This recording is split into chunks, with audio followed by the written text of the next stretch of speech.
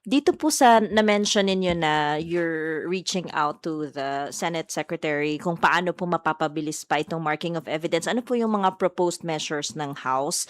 At nakausap nyo na rin po ba yung defense about this? Well, unang-una, we are contemplating on adding more teams and additional dates. So, alam namin na Friday and Saturday walang pasok ang Senado, pero because of these voluminous documents, kinukonsider na rin namin na pati yung Friday tsaka Saturday, kung papayagan tayo, na magamit na rin. Nakausap nyo na po yung defense. Are they amenable to that measure? We haven't talked to the defense. We actually reached out to Sec Bantug through Secretary General Cheloy Grafil, no? So we don't know kung anong status na nung communication na yon, but definitely we will be communicating with our SecGen as to whether the same has been relayed already and as to whether the same has been discussed already with the defense. Just to give you an idea how voluminous the exhibits for confidential fund, ha? Yung DEP's document evidencing payment for DepEd, it's 1,900 approximately, no? And then for OVP, it's 2,000 plus.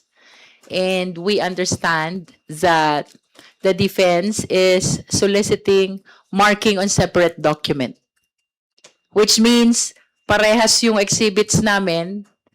Nevertheless, the position of the defense is to have their own marking in their separate set of documents. So you can imagine how time-consuming is this. Magkakaroon ng comparison of document before marking, one for the prosecution and next for the defense. And then yung mga na-mention po ninyo na adoption of English and Filipino, rules on the disclosure of witnesses, participation of public and private prosecutors, BIR box opening, nakalaman po ba ito doon sa submission ninyo yesterday? We will be finalizing our position regarding those matters, and whatever will be the decision of the team, we might be filing a manifestation tomorrow. Also, yesterday po, I understand yung deadline for the filing of comments doon sa stipulations ng kabilang kampo. Nabasa nyo na po ba yung doon sa submission ng defense, and what's your comment on that? Well, na-browse lang natin, no?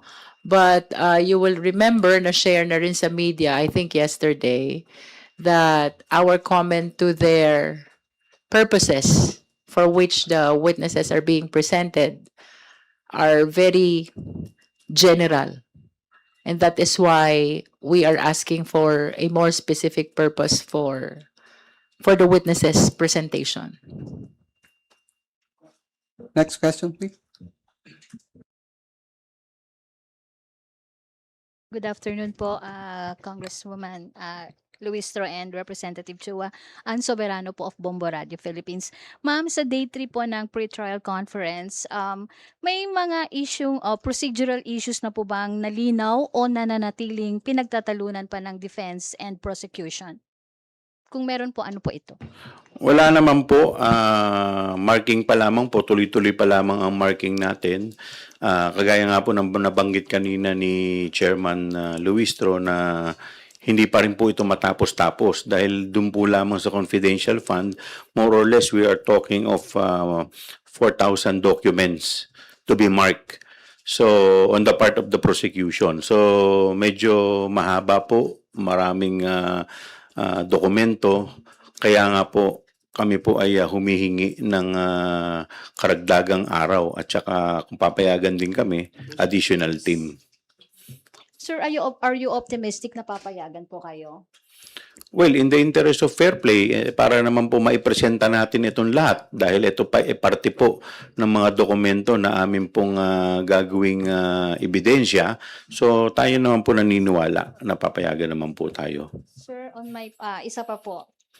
May mga testigo po bang tumangging humarap o makipagtulungan o makipagtulungan pa hanggang sa ngayon? Kung meron po. Well, bawal po kaming sumagot dyan in the meantime. Okay. Sir, on the other, last one na po. Mayroon po bang motion mula sa depensa na sa tingin nyo ay maaaring makakaapekto sa takbo ng kaso? Thank you. So far, wala naman po kaming motion na natatanggap. Ngayon po kasi ang pinagkakaabalahan po parehas ng prosecution at ay depensa ay parehas po yung marking. Sana po matapos na po ito. Good afternoon po, Prosec Luistro and Prosec Shua. Ma'am, kahapon, dun sa manifestation na pinasa, nilahad na ng prosecution team yung concern na dapat ma-justify ng defense team kung bakit maraming magkakaparehong ebidensya and exhibits. Pero apart from that problem, ma'am, is it right to say na it seems na yung gusto ng depensa na separate na pagmamarka ng ebidensya kahit pareho lang, isa po yun sa nagpapatagal ng pre-trial ngayon? Well, masasabi po natin na pwede pong ganun, isa rin po yan sa magiging dahilan. Pero, syempre, may mga iba naman po talaga na antayin na lang po natin siguro, no, na yung depensa ay maglahad ng kanilang mga saraysay. Kanina po, ma'am, we received a picture that the prosecution panel conferred with some of the defense team members. Ano po yung napag-usapan kung pwede pong malaman?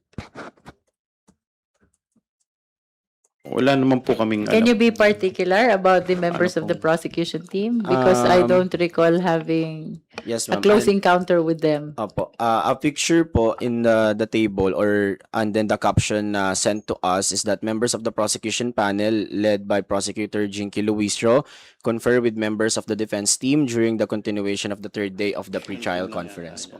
Well, that is the actual marking of exhibits, no? We were there, of course, because the private prosecutors are acting under the direct control and supervision of the public prosecutors. As a matter of fact, we make sure that there's always the presence of public prosecutor, so that when I left around noontime, I made sure that Congressman Terry Ridon is there to watch over the marking until the conclusion in the afternoon. So yung nakita niyo pong picture, I am not actually conferring with the defense. We are witnessing the actual marking of exhibits, which is attended by the prosecution, the defense, and the impeachment court represented by the Senate officials. Thank you, ma'am. Last na lang po from my end. You mentioned po about the DEPs. Yun po bang sinumite rin ng NBI during the Justice Committee proceedings, yung mga may pirma po, confidential fund receipts, and as well as the others from the PSA? Kasama po ba yun sa voluminous documents na minamarkahan ngayon? Well, I can only confirm that the documents presented during the Justice Committee are included. We cannot go deeper than that. Thank you, ma'am.